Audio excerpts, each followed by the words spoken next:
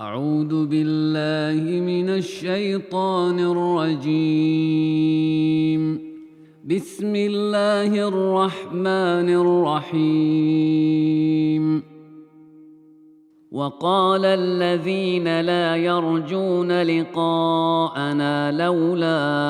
أنزل علينا الملائكة أو نرى ربنا لقد استكبروا في أنفسهم وعتوا عتوا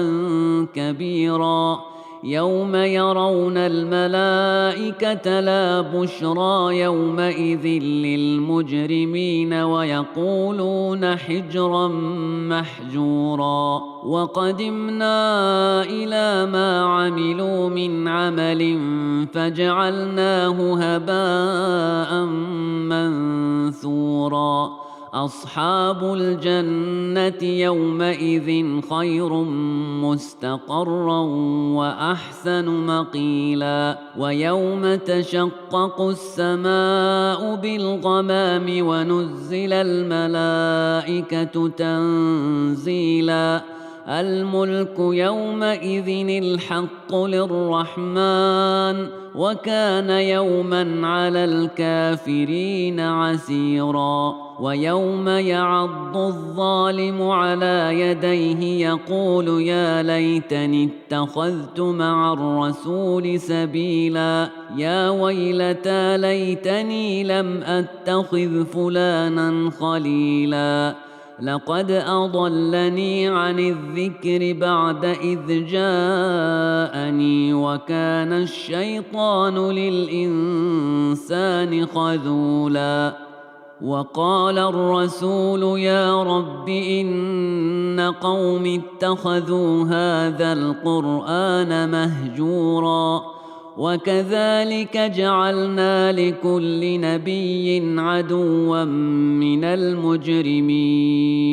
وكفى بربك هاديا ونصيرا. وقال الذين كفروا لولا نزل عليه القرآن جملة واحدة كذلك لنثبت به فؤادك ورتلناه ترتيلا. ولا يأتونك بمثل إلا جئناك بالحق وأحسن تفسيرا. الذين يحشرون على وجوههم إلى جهنم أولئك شر مكانا وأضل سبيلا. ولقد آتينا موسى الكتاب وجعلنا معه أخاه هارون وزيرا. فقلنا اذهبا إلى القوم الذين كذبوا بآياتنا فدمرناهم تدميرا. وقوم نوح لما كذبوا الرسل أغرقناهم وجعلناهم للناس آية وأعتدنا للظالمين عذابا أليما. وعادا وثمود وأصحاب الرس وقرونا بين ذلك كثيرا. وكلا ضربنا له الأمثال وكلا تبرنا تتبيرا. ولقد أتوا على القرية التي أمطرت مطر السوء أفلم يكونوا يرونها بل كانوا لا يرجون نشورا. وإذا رأوك إن يتخذونك إلا هزوا أهذا الذي بعث الله رسولا. إن كاد ليضلنا عن آلهتنا لولا أن صبرنا عليها. وسوف يعلمون حين يرون العذاب من أضل سبيلا. أرأيت من اتخذ إلهه هواه أفأنت تكون عليه وكيلا. أم تحسب أن أكثرهم يسمعون أو يعقلون إن هم إلا كالأنعام بل هم أضل سبيلا ألم تر إلى ربك كيف مد الظل ولو شاء لجعله ساكنا ثم جعلنا الشمس عليه دليلا ثم قبضناه إلينا قبضا يسيرا وهو الذي جعل لكم الليل لباسا والنوم سباتا وجعل النهار نشورا وهو الذي أرسل الرياح بشرا بين يدي رحمته وأنزلنا من السماء ماء طهورا لنحيي به بلدة ميتا ونسقيه مما خلقنا أنعاما وأناسيا كثيرا ولقد صرفناه بينهم ليذكروا فأبى أكثر الناس إلا كفورا ولو شئنا لبعثنا في كل قرية نذيرا فلا تطع الكافرين وجاهدهم به جهادا كبيرا وهو الذي مرج البحرين هذا عذب فرات وهذا ملح أجاج وجعل بينهما برزخا وحجرا محجورا وهو الذي خلق من الماء بشرا فجعله نسبا وصهرا وكان ربك قديرا ويعبدون من دون الله ما لا ينفعهم ولا يضرهم وكان الكافر على ربه ظهيرا وما أرسلناك إلا مبشرا ونذيرا قل ما أسألكم عليه من أجر إلا من شاء أن يتخذ إلى ربه سبيلا وتوكل على الحي الذي لا يموت وسبح بحمده وكفى به بذنوب عباده خبيرا الذي خلق السماوات والأرض وما بينهما في 6 أيام ثم استوى على العرش الرحمن فاسأل به خبيرا وإذا قيل لهم اسجدوا للرحمن قالوا وما الرحمن أنسجد لما تأمرنا وزادهم نفورا تبارك الذي جعل في السماء بروجا وجعل فيها سراجا وقمرا منيرا وهو الذي جعل الليل والنهار خلفة لمن أراد أن يذكر أو أراد شكورا وعباد الرحمن الذين يمشون على الأرض هونا وإذا خاطبهم الجاهلون قالوا سلاما والذين يبيتون لربهم سجدا وقياما والذين يقولون ربنا اصرف عنا عذاب جهنم إن عذابها كان غراما إنها ساءت مستقرا ومقاما والذين إذا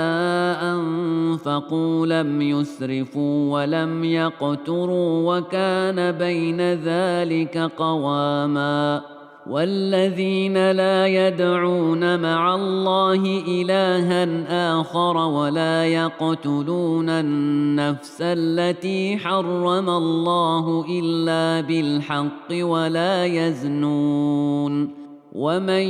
يفعل ذلك يلقى أثاما يضاعف له العذاب يوم القيامة ويخلد فيه مهانا إلا من تاب وآمن وعمل عملا صالحا فأولئك يبدل الله سيئاتهم حسنات وكان الله غفورا رحيما ومن تاب وعمل صالحا فإنه يتوب إلى الله متابا والذين لا يشهدون الزور وإذا مروا باللغو مروا كراما والذين إذا ذكروا بآيات ربهم لم يخروا عليها صما وعميانا والذين يقولون ربنا هب لنا من أزواجنا وذرياتنا قرة أعين واجعلنا للمتقين إماما أولئك يجزون الغرفة بما صبروا ويلقون فيها تحية وسلاما خالدين فيها حسنت مستقرا ومقاما قل ما يعبأ بكم ربي لولا دعاؤكم فقد كذبتم فسوف يكون لزاما بسم الله الرحمن الرحيم طاسيم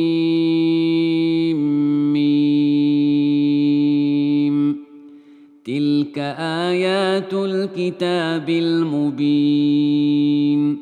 لعلك باخع نفسك ألا يكونوا مؤمنين إن نشأ ننزل عليهم من السماء آية فظلت أعناقهم لها خاضعين وما يأتيهم من ذكر من الرحمن محدث إلا كانوا عنه معرضين فقد كذبوا فسيأتيهم أنباء ما كانوا به يستهزئون أولم يروا إلى الأرض كم أنبتنا فيها من كل زوج كريم إن في ذلك لآية وما كان أكثرهم مؤمنين وإن ربك لهو العزيز الرحيم وإذ نادى ربك موسى أن ائت القوم الظالمين قوم فرعون ألا يتقون قال رب إني أخاف أن يكذبون ويضيق صدري ولا ينطلق لساني فأرسل إلى هارون ولهم علي ذنب فأخاف أن يقتلون قال كلا فاذهبا بآياتنا إنا معكم مستمعون فأتيا فرعون فقولا إنا رسول رب العالمين أن أرسل معنا بني إسرائيل قال ألم نربك فينا وليدا ولبثت فينا من عمرك سنين وفعلت فعلتك التي فعلت وأنت من الكافرين قال فعلتها إذا وأنا من الضالين ففررت منكم لما خفتكم فوهب لي ربي حكما وجعلني من المرسلين وتلك نعمة تمنها علي أن عبدت بني إسرائيل. قال فرعون وما رب العالمين؟ قال رب السماوات والأرض وما بينهما إن كنتم موقنين. قال لمن حوله ألا تستمعون؟ قال ربكم ورب آبائكم الأولين. قال إن رسولكم الذي أرسل إليكم لمجنون. قال رب المشرق والمغرب وما بينهما إن كنتم تعقلون. قال لئن اتخذت إلها غيري لأجعلنك من المسجونين. قال أولو جئتك بشيء مبين؟ قال فأت به إن كنت من الصادقين. فألقى عصاه فإذا هي ثعبان مبين، ونزع يده فإذا هي بيضاء للناظرين. قال للملأ حوله إن هذا لساحر عليم، يريد أن يخرجكم من أرضكم بسحره فماذا تأمرون؟ قالوا أرجه وأخاه وابعث في المدائن حاشرين يأتوك بكل سحار عليم. فجمع السحرة لميقات يوم معلوم. وقيل للناس هل أنتم مجتمعون؟ لعلنا نتبع السحرة إن كانوا هم الغالبين. فلما جاء السحرة قالوا لفرعون أئن لنا لأجرا إن كنا نحن الغالبين؟ قال نعم وإنكم إذا لمن المقربين. قال لهم موسى ألقوا ما أنتم ملقون. فألقوا حبالهم وعصيهم وقالوا بعزة فرعون إنا لنحن الغالبون. فألقى موسى عصاه فإذا هي تلقف ما يأفكون. فألقي السحرة ساجدين قالوا آمنا برب العالمين رب موسى وهارون. قال آمنتم له قبل أن آذن لكم إنه لكبيركم الذي علمكم السحر فلسوف تعلمون. لأقطعن أيديكم وأرجلكم من خلاف ولأصلبنكم أجمعين. قالوا لا ضير إنا إلى ربنا منقلبون. إنا نطمع أن يغفر لنا ربنا خطايانا أن كنا أول المؤمنين. وأوحينا إلى موسى أن أسر بعبادي إنكم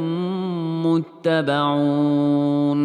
فأرسل فرعون في المدائن حاشرين إن هؤلاء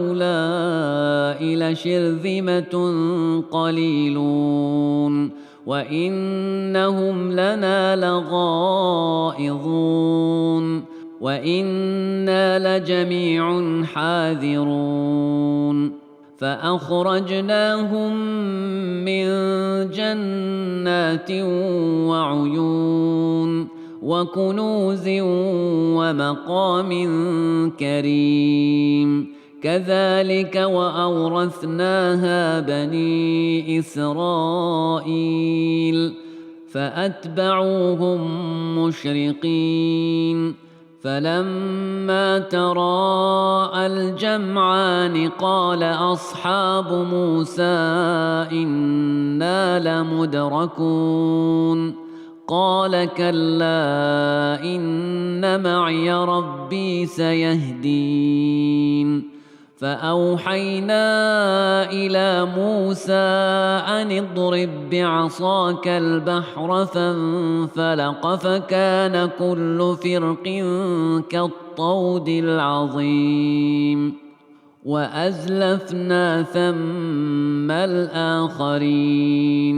وأنجينا موسى ومن معه أجمعين ثم أغرقنا الآخرين إن في ذلك لآية وما كان أكثرهم مؤمنين وإن ربك لهو العزيز الرحيم واتل عليهم نبأ إبراهيم إذ قال لأبيه وقومه ما تعبدون قالوا نعبد أصناما فنظل لها عاكفين قال هل يسمعونكم إذ تدعون أو ينفعونكم أو يضرون قالوا بل وجدنا آباءنا كذلك يفعلون قال أفرأيتم ما كنتم تعبدون أنتم وآباؤكم الأقدمون فإنهم عدو لي إلا رب العالمين الذي خلقني فهو يهدين والذي هو يطعمني ويسقين وإذا مرضت فهو يشفين والذي يميتني ثم يحيين والذي أطمع أن يغفر لي خطيئتي يوم الدين رب هب لي حكما وألحقني بالصالحين واجعل لي لسان صدق في الآخرين واجعلني من ورثة جنة النعيم واغفر لأبي إنه كان من الضالين ولا تخزني يوم يبعثون يوم لا ينفع مال ولا بنون إلا من أتى الله بقلب سليم وأزلفت الجنة للمتقين وبرزت الجحيم للغاوين وقيل لهم أين ما كنتم تعبدون من دون الله هل ينصرونكم أو ينتصرون فكبكبوا فيها هم والغاوون وجنود إبليس أجمعون قالوا وهم فيها يختصمون تالله إن كنا لفي ضلال مبين إذ نسويكم برب العالمين وما أضلنا إلا المجرمون فما لنا من شافعين ولا صديق حميم فلو أن لنا كرة فنكون من المؤمنين إن في ذلك لآية وما كان أكثرهم مؤمنين وإن ربك لهو العزيز الرحيم كذبت قوم نوح المرسلين إذ قال لهم أخوهم نوح ألا تتقون إني لكم رسول أمين فاتقوا الله وأطيعون وما أسألكم عليه من أجر إن أجري إلا على رب العالمين فاتقوا الله وأطيعون قالوا أنؤمن لك واتبعك الأرذلون قال وما علمي بما كانوا يعملون إن حسابهم إلا على ربي لو تشعرون وما أنا بطارد المؤمنين إن أنا إلا نذير مبين قالوا لئن لم تنته يا نوح لتكونن من المرجومين قال رب إن قومي كذبون فافتح بيني وبينهم فتحا ونجني ومن معي من المؤمنين فأنجيناه ومن معه في الفلك المشحون ثم أغرقنا بعد الباقين إن في ذلك لآية وما كان أكثرهم مؤمنين وإن ربك لهو العزيز الرحيم كذبت عاد المرسلين إذ قال لهم أخوهم هود ألا تتقون إني لكم رسول أمين فاتقوا الله وأطيعون وما أسألكم عليه من أجر إن أجري إلا على رب العالمين أتبنون بكل ريع آية تعبثون وتتخذون مصانع لعلكم تخلدون وإذا بطشتم جبارين فاتقوا الله وأطيعون واتقوا الذي أمدكم بما تعلمون أمدكم بأنعام وبنين وجنات وعيون إني أخاف عليكم عذاب يوم عظيم قالوا سواء علينا أوعظت أم لم تكن من الواعظين إن هذا إلا خلق الأولين وما نحن بمعذبين فكذبوه فأهلكناهم إن في ذلك لآية وما كان أكثرهم مؤمنين وإن ربك لهو العزيز الرحيم كذبت ثمود المرسلين إذ قال لهم أخوهم صالح ألا تتقون إني لكم رسول أمين فاتقوا الله وأطيعون وما أسألكم عليه من أجر إن أجري إلا على رب العالمين أتتركون فيما هاهنا آمنين في جنات وعيون وزروع ونخل طلعها هضيم وتنحتون من الجبال بيوتا فارهين فاتقوا الله وأطيعون ولا تطيعوا أمر المسرفين الذين يفسدون في الأرض ولا يصلحون قالوا إنما أنت من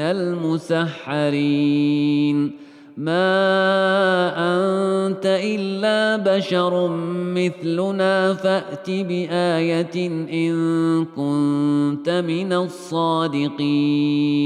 قال هذه ناقة لها شرب ولكم شرب يوم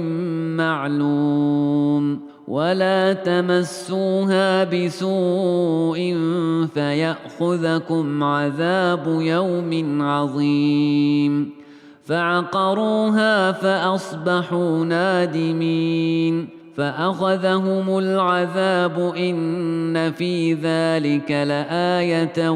وما كان أكثرهم مؤمنين وإن ربك لهو العزيز الرحيم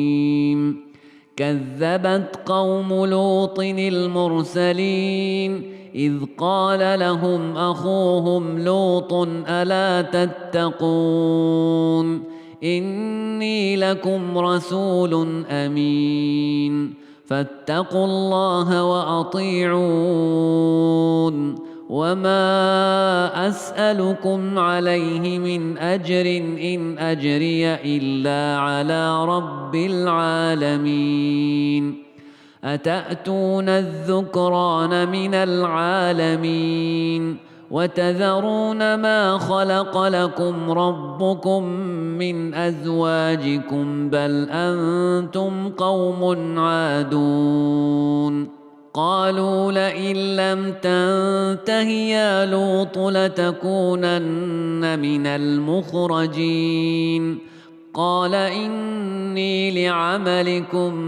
من القالين رب نجني وأهلي مما يعملون فنجيناه وأهله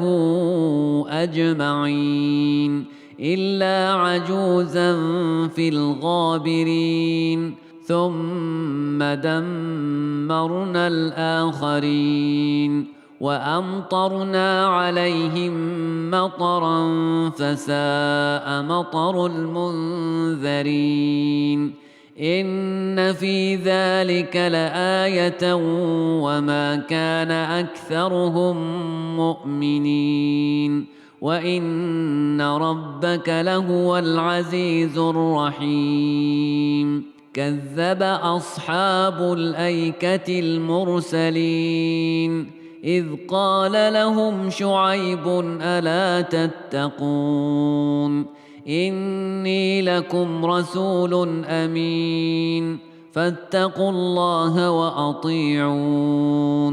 وما أسألكم عليه من أجر إن أجري إلا على رب العالمين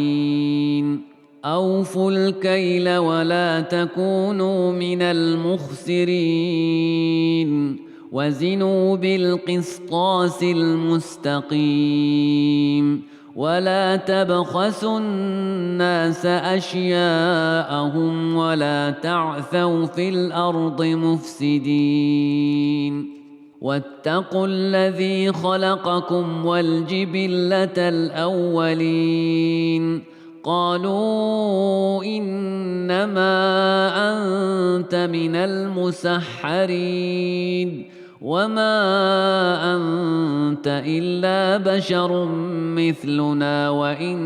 نظنك لمن الكاذبين فأسقط علينا كسفا من السماء إن كنت من الصادقين قال ربي أعلم بما تعملون فكذبوه فأخذهم عذاب يوم الظلة إنه كان عذاب يوم عظيم إن في ذلك لآية وما كان أكثرهم مؤمنين وإن ربك لهو العزيز الرحيم وإنه لتنزيل رب العالمين نزل به الروح الأمين على قلبك لتكون من المنذرين بلسان عربي مبين وإنه لفي زبر الأولين أولم يكن لهم آية أن يعلمه علماء بني إسرائيل ولو نزلناه على بعض الأعجمين فقرأه عليهم ما كانوا به مؤمنين كذلك سلكناه في قلوب المجرمين لا يؤمنون به حتى يروا العذاب الأليم فيأتيهم بغتة وهم لا يشعرون فيقولوا هل نحن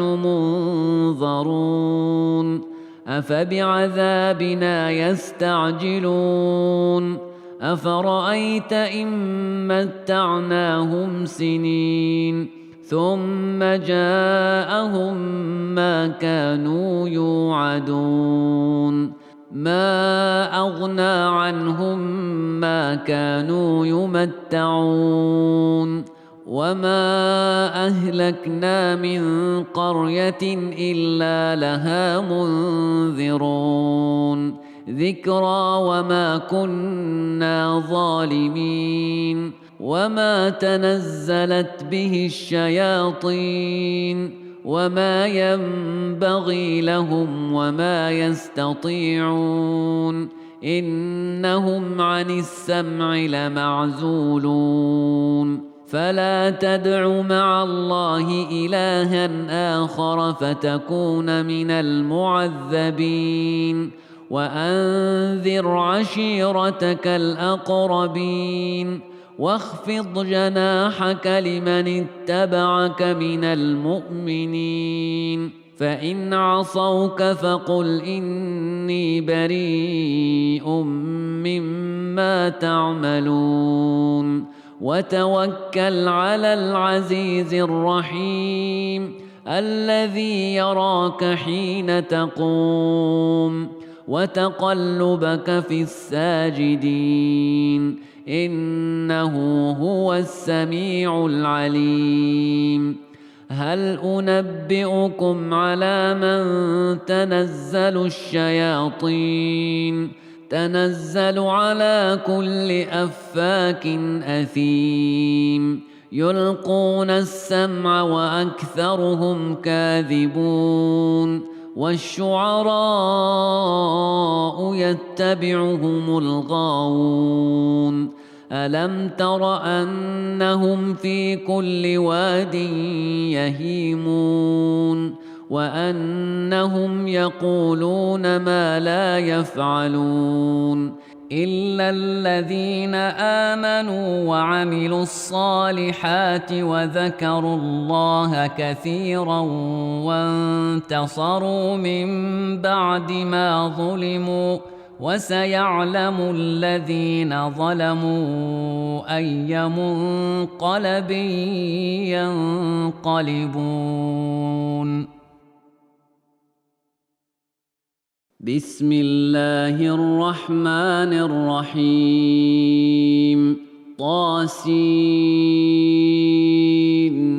تلك آيات القرآن وكتاب مبين هدى وبشرى للمؤمنين الذين يقيمون الصلاة ويؤتون الزكاة وهم بالآخرة هم يوقنون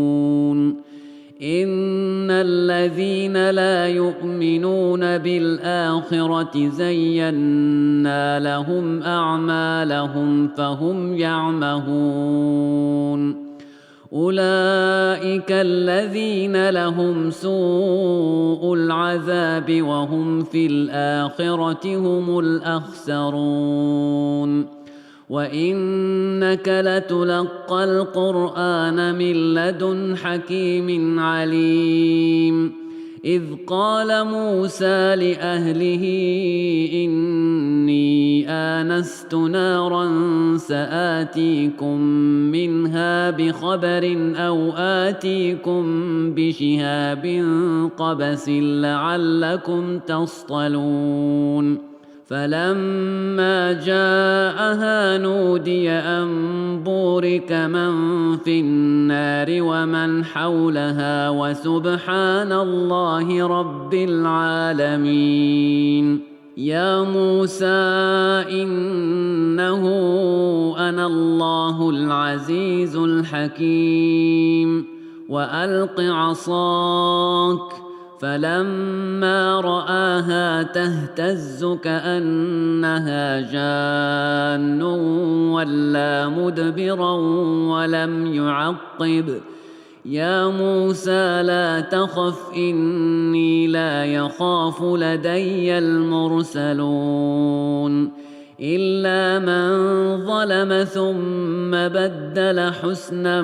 بعد سوء فإني غفور رحيم وأدخل يدك في جيبك تخرج بيضاء من غير سوء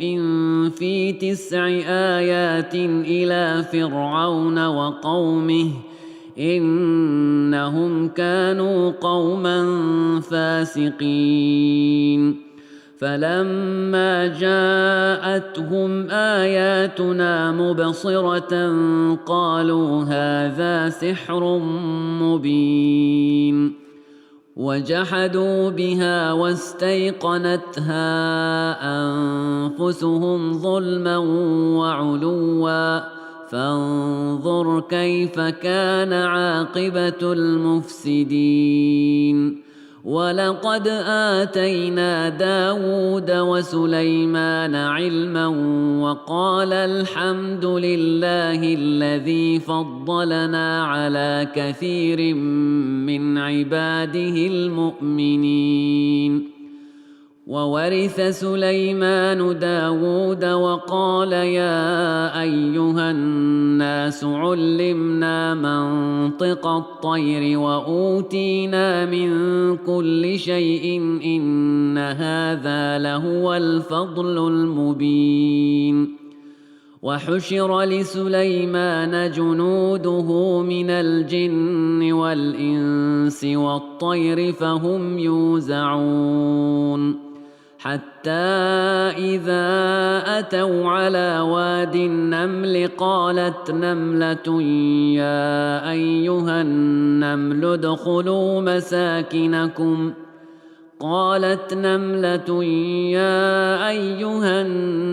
ادخلوا مساكنكم لا يحطمنكم سليمان وجنوده وهم لا يشعرون فتبسم ضاحكا من قولها وقال رب أوزعني أن أشكر نعمتك التي أنعمت علي وعلى والدي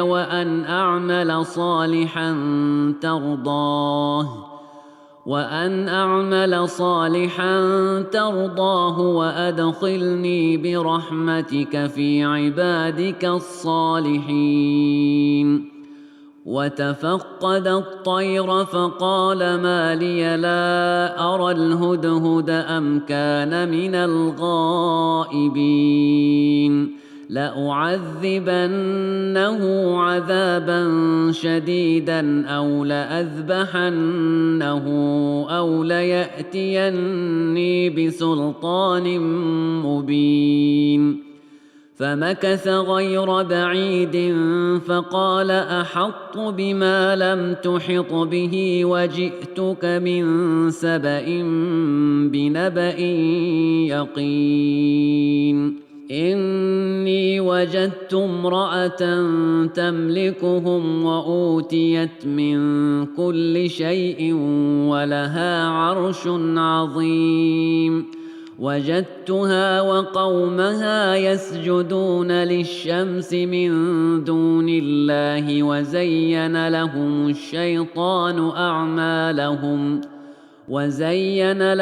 الشيطان أعمالهم فصدهم عن السبيل فهم لا يهتدون.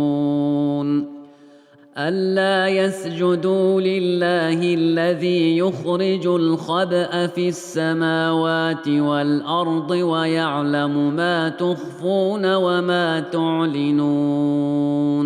الله لا إله إلا هو رب العرش العظيم. قال سننظر أصدقت أم كنت من الكاذبين.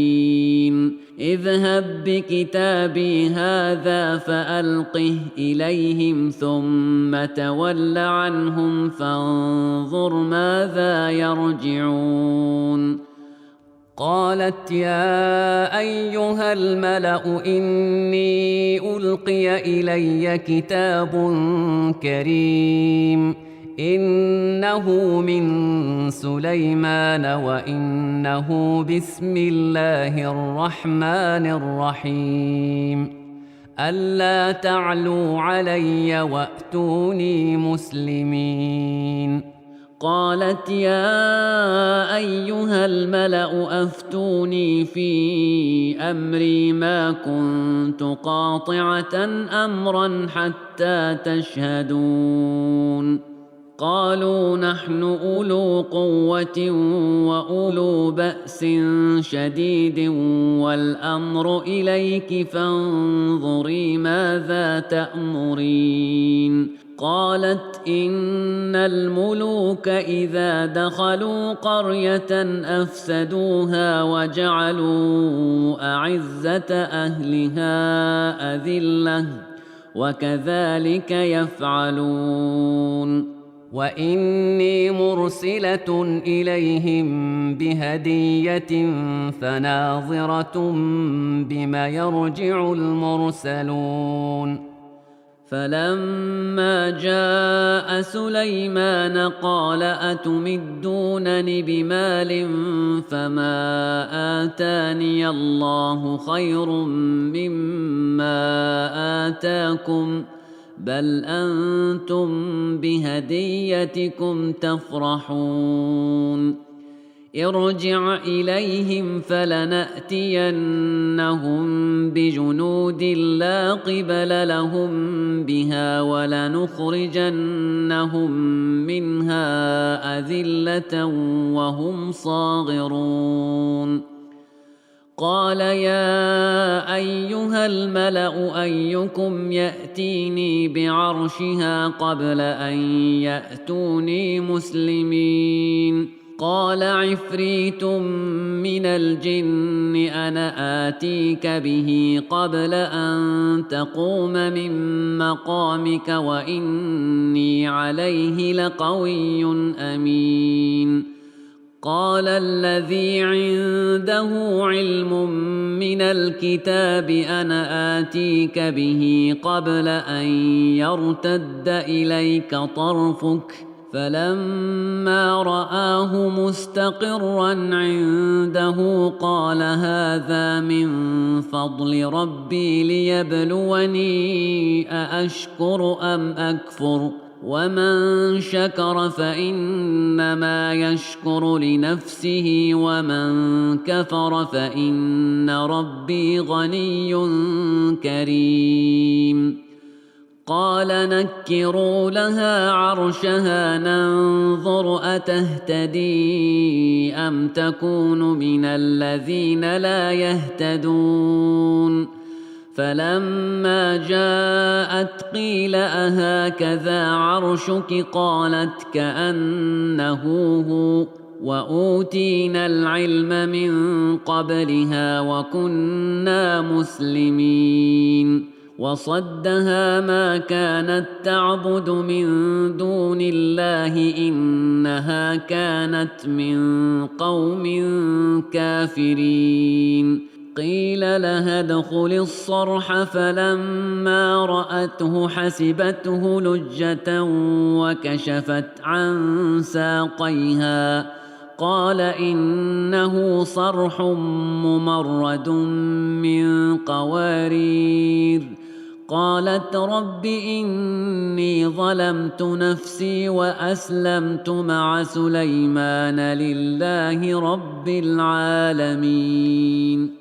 ولقد أرسلنا إلى ثمود أخاهم صالحا أن اعبدوا الله فإذا هم فريقان يختصمون قال يا قوم لم تستعجلون بالسيئة قبل الحسنة لولا تستغفرون الله لعلكم ترحمون قالوا اطيرنا بك وبمن معك قال طائركم عند الله بل أنتم قوم تفتنون وكان في المدينة 9 رهط يفسدون في الأرض ولا يصلحون قالوا تقاسموا بالله لنبيتنه وأهله ثم لنقولن لوليه ما شهدنا مهلك أهله وإنا لصادقون ومكروا مكرا ومكرنا مكرا وهم لا يشعرون فانظر كيف كان عاقبة مكرهم أنا دمرناهم وقومهم أجمعين فتلك بيوتهم خاوية بما ظلموا إن في ذلك لآية لقوم يعلمون وأنجينا الذين آمنوا وكانوا يتقون ولوطا إذ قال لقومه أتأتون الفاحشة وأنتم تبصرون أئنكم لتأتون الرجال شهوة من دون النساء بل أنتم قوم تجهلون